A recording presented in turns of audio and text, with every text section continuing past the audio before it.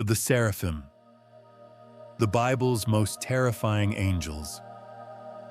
Forget every painting you've ever seen of a chubby, baby-faced angel on a cloud.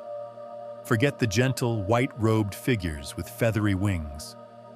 The Bible's highest-ranking angels are something else entirely. Six-winged creatures made of pure fire, so holy they have to hide their own faces from God's glory.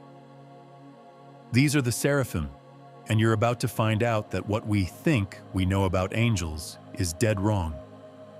When we hear the word angel, most of us get a familiar, comforting image in our heads. But if you actually dig into the Bible, you'll find it paints a very different and honestly, much more terrifying picture. The scriptures lay out a whole cosmic ladder of divine beings that are more alien and awe-inspiring than anything from a Christmas card. And right at the very top, closest to the throne of God, are the Seraphim. These aren't your typical messengers. They are guardians, eternal worshipers, and living embodiments of a holiness so intense it's described as a consuming fire. So let's journey into the heart of a divine vision to understand what the Seraphim are, why they're described in such a frightening way, and what their fiery existence tells us about the nature of God Himself. Section 1. A vision of awe and terror. Our only direct look at these incredible beings comes from the Old Testament, in the 6th chapter of the book of Isaiah. And this isn't just some casual mention. It's a full-blown, terrifying, and life-changing vision. The prophet Isaiah writes, "In the year that King Uzziah died, I saw the Lord sitting on a throne, high and lifted up, and the train of his robe filled the temple." Just try to imagine that. Isaiah, a mortal man, is suddenly staring into the throne room of heaven. He sees God, exalted and majestic, but it's what's surrounding the throne that truly breaks the brain. Isaiah says, "Above it stood seraphim." This is the only place in the entire Bible where these beings are described in detail, and the description is staggering. He doesn't see human-like figures with a couple of wings. He sees creatures with 6 wings. With 2, they cover their faces. With 2, they cover their feet. And with the final 2, they fly. Think about what that means. These beings, who exist constantly in God's presence, literally cannot look upon His full glory. It's too much, too pure, too powerful. They cover their own faces in an act of deep reverence. They cover their feet, a gesture of humility before the infinite majesty of their Creator. And with their last 2 wings, they hover, forever ready to serve. This isn't a gentle, passive angel. This is an image of active, overwhelming awe. The terror they inspire isn't malicious. It's born from the sheer intensity of the divine presence they inhabit. Section 2. The Burning Ones. The name Seraphim itself is a massive clue to their nature.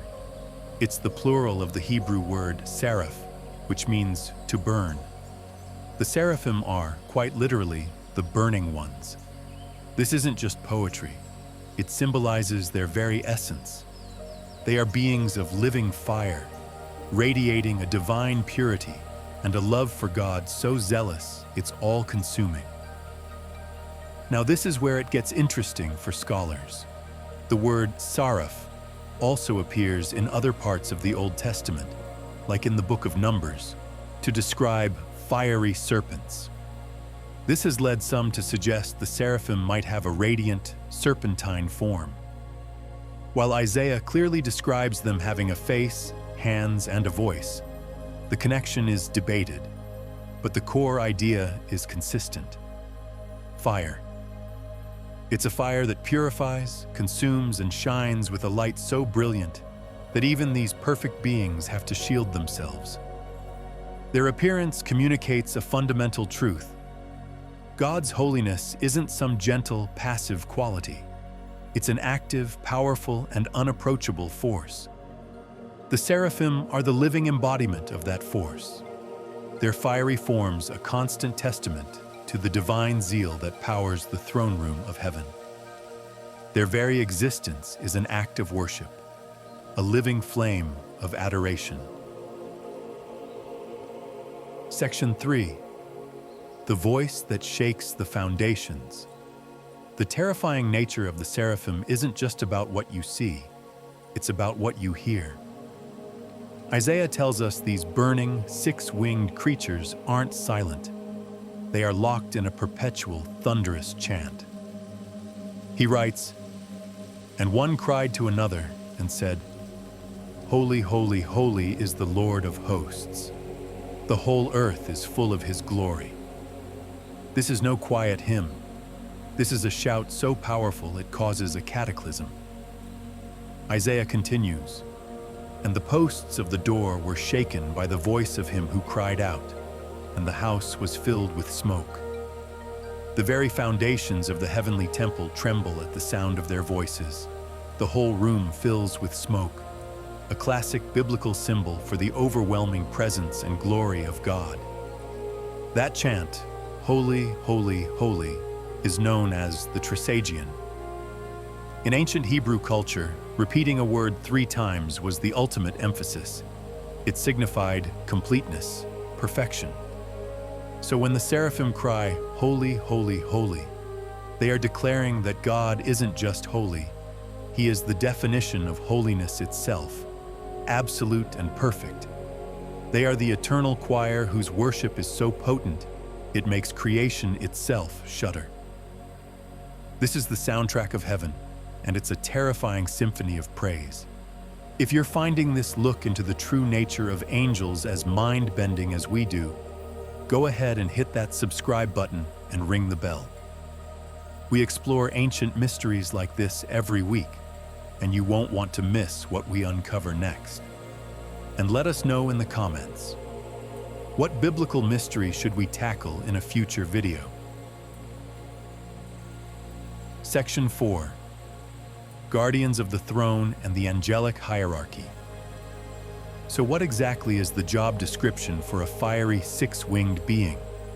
In many influential Christian traditions of angelology, especially the one laid out by Pseudo-Dionysius the Areopagite, the seraphim are at the very top of the org chart. They are the first and highest sphere of angels, whose entire purpose is to be the celestial attendants for God. Their spot is directly above His throne, making them the ultimate guardians of divine majesty.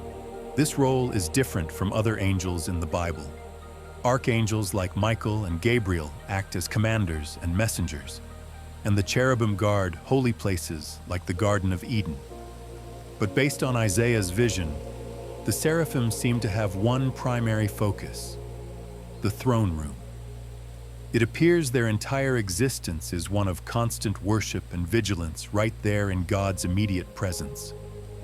They are the ministers of the throne, embodying the fiery passion and absolute purity you'd need to exist that close to the source of all creation. It's worth noting their rank isn't universally agreed upon. In some traditions of Jewish angelology, for instance, they're placed differently, maybe 5th out of 10 ranks. But their connection to fire and God's immediate presence is a constant theme. Their terrifying appearance serves a purpose. It's a visual representation of the unbridgeable gap between the created and the Creator, a living reminder that approaching God means approaching an awesome, all-consuming power. Section 5. An act of terrifying mercy. For all their terrifying glory, the seraphim in Isaiah's vision perform one of the most profound acts of mercy in the entire Bible. After seeing all this, Isaiah is, as you can imagine, completely wrecked. He cries out, "Woe is me, for I am undone, because I am a man of unclean lips, for my eyes have seen the King, the Lord of hosts." Faced with this level of absolute holiness, Isaiah is crushed by his own impurity, and what happens next is just stunning. One of the seraphim flies over to him, but it doesn't offer a gentle pat on the back. Instead, it does something that sounds horrifying. Isaiah writes, "Then one of the seraphim flew to me, having in his hand a live coal which he had taken with the tongs from the altar. And he touched my mouth with it, and said, 'Behold, this has touched your lips. Your guilt is taken away, and your sin is purged.'" A burning hot coal, taken directly from the divine altar, is pressed against his lips. This act, which should have utterly destroyed him, instead purifies him. The very fire that defines the seraphim becomes the tool of his redemption. This is the great paradox of divine holiness. It is both terrifyingly pure and wonderfully merciful. The burning one acts as an agent of God's purification. Its fearsome power isn't used to destroy the unworthy prophet, but to cleanse him, to burn away his sin so he can carry out his sacred mission. It's a terrifying mercy, a painful cleansing that makes the impossible happen. A mortal man can stand before God and live. Conclusion. So the seraphim are a far cry from the gentle, harp-playing angels of pop culture. They are six-winged, fiery beings who burn with a love so intense they can't even look directly at the God they adore. Their voices shake the foundations of heaven, and their touch purifies with a holy, terrifying fire. But their fearsome nature isn't just for shock value. The seraphim are a living lesson in what divine holiness truly means. They show us that holiness isn't just about being good. It's an overwhelming, powerful, and transcendent reality. Their existence challenges our comfortable ideas about the divine. It's not a casual thing. It's an experience that demands reverence, humility, and awe. The fiery guardians of the throne remind us that the God they worship might not be safe, but he is good. His presence is a consuming fire. But that same fire can be the one that purifies and redeems us.